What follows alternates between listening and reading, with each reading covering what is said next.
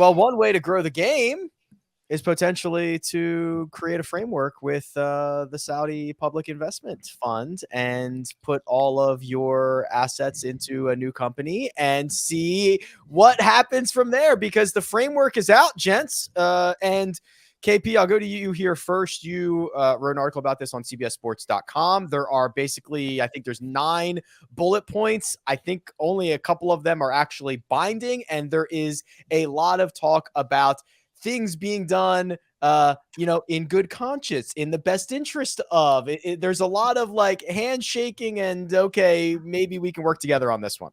Well, there's still a lot of, I think we'll be able to figure this out, won't we? Going on. Right. You know what I thought was the most interesting part of that document, which I'm sure you guys read through and broke down or read about, was article number 7. I don't know if that's what they're called. Are they called articles, Patrick? I can sure. Today they are. Patrick said they are. They are now. Article number 7. Go ahead. Bullet number 7, point number 7, whatever you want to call it, which talks about this idea of the Public Investment Fund being a preeminent sponsor of this new global tour. And the way it read was tantamount to what FedEx is right now, the FedEx Cup, whatever. And I thought that was really interesting because to me, Rick, that's like the thing that they were going for all along. We just kind of want to be associated with, it's a form of like when you have association with a global, well, with the PGA Tour, but now even more so, which this is kind of a global golf tour, right? This is what we've kind of all talked around and talked about for the last 10 years. And they built it. They took a very meandering path to get there, but it's being built.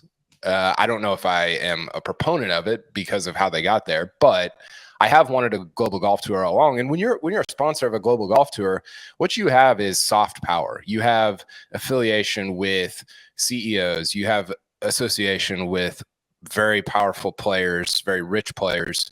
And I just think that this idea of them sponsoring being a sponsor of this new global golf league is kind of what they would have settled on 7 years ago, 5 years ago, or 3 years ago, or whatever.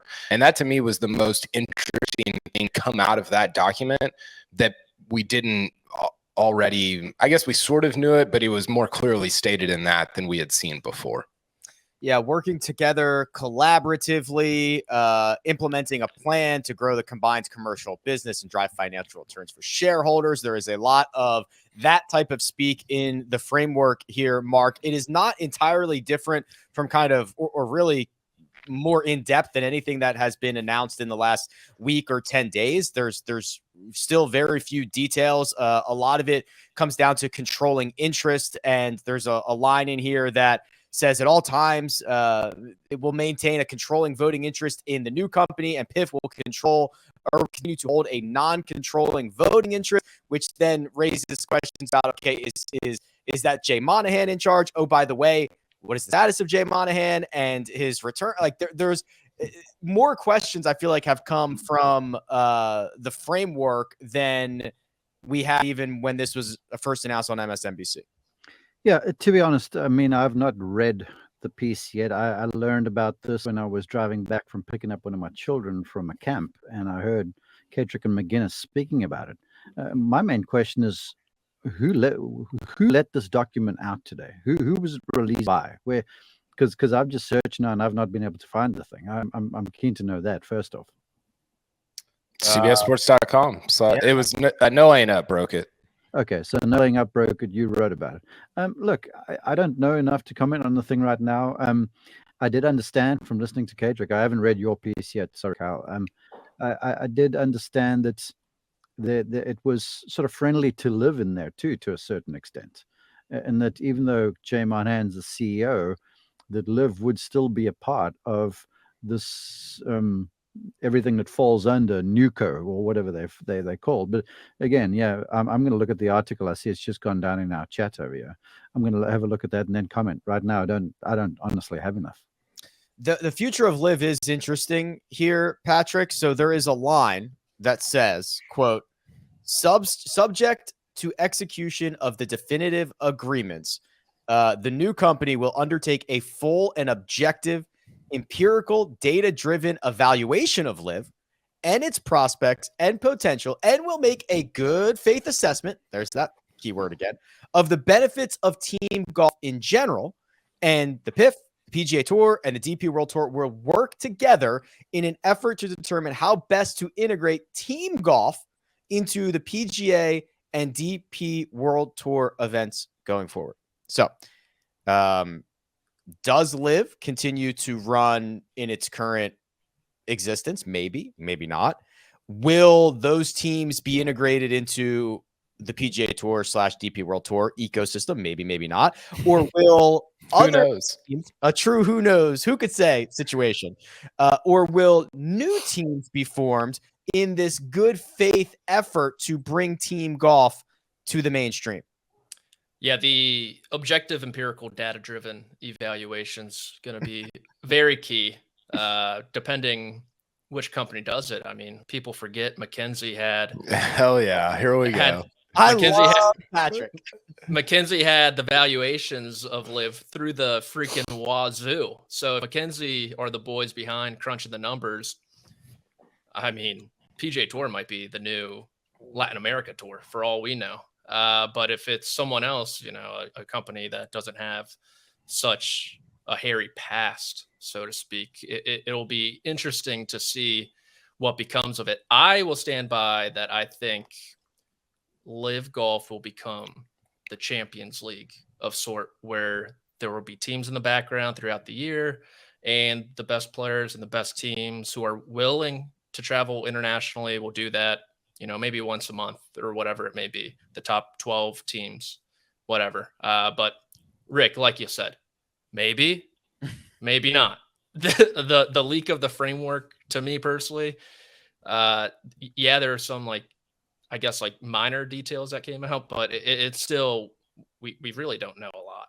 Yeah, I think one interesting thing is that it has to be completed by December 31st, or they can revert to the current status quo, which seems horrible for the PGA Tour, for everyone, for us, for the PGA. I mean, there's no winners in that scenario. I just, Rick, I don't know how you feel. I don't envision a scenario where no company would, like, the point of blending together, don't call it a merger, is to blend together. It's not to keep things separate, right? Now you might have I guess what I'm saying is everybody's going to play under either one entity or both. They're not going to have these two separate tracks, because that just wouldn't make any empirical data, whatever, you know, synergistic words they use there. That wouldn't make any sense, right? Like that just doesn't add up to me. So whether you want to call it Live or call it the Tour or call it both or whatever, everybody's going to be playing at the same places. What about this potential theory where the PIF drags it out beyond the new year? But so what they have achieved is they get, you know, Big J off the moral high ground, the litigation's done, and now they can just pick players off one by one and bring them over to Live if they want. People said Live Golf was this Trojan horse for the Saudi Arabians to get influence in golf. What if this deal was the actual Trojan horse? I like that theory. Well, it is. That's sick. I mean, we talked about this originally, is when, you know, the abrupt about face of Jay Monahan and the PGA Tour has opened up a lot more doors, whether this deal gets done or not, for the Saudis. Mark, KP's right that the deadline here, December 31st, 2023. You know, we have not heard, nor should we hear, but like who's now running this from the PGA Tour side? If Jay Monahan is taking a step back, focusing on his health, isn't he the biggest advocate from the Tour side? So how the next 5 months, how are they going to get anything done? Well, he's got lieutenants, Andy Pastor and company among those. But Who might not have known that this deal even existed when it happened. well, yeah, and then there's Tyler Dennis, who was doing some of the question answering at the U.S. Open. But a lot of folks still haven't heard from the commissioner. I had breakfast with Adam Scott and a few folks last week, and there was a lot of speculation on the go there too. They were all talking about a board meeting that was happening in Detroit now or this afternoon. So maybe more will come out then. But I think the deadline is crucial. What I point to, because I'm sort of thinking just from a mechanics sort of a point of view. This is all in the future, right? It's becoming clearer, but it's still hazy. What is a little hazy right now in terms of business as usual for the tour is we have a fall schedule, but 2024 is still very much TBD. As we're all getting talked about like this, and there's word of like Mexico taking the place of where Honda was, and it's all this rumor and stuff. But right now we don't have anything that's concrete. So I think Kyle's point about the deadline at the end of December is a big deal. But the tour has some big fish to fry right now in terms of, all right, what are we doing here in 2024? Because you've got television companies and all this sort of stuff. Everyone's waiting with bated breath, honestly. That's the other thing, KP, is is it business as usual and you've got a plan for 2024 like PIF doesn't exist, and you have to continue to try to negotiate and plan like you're gonna have to come up with a process to reinstate live golfers at the end of the year? Like there are almost two leagues, the PGA Tour with PIF and the PGA Tour without live, that are gonna have to run simultaneously until they get this figured out.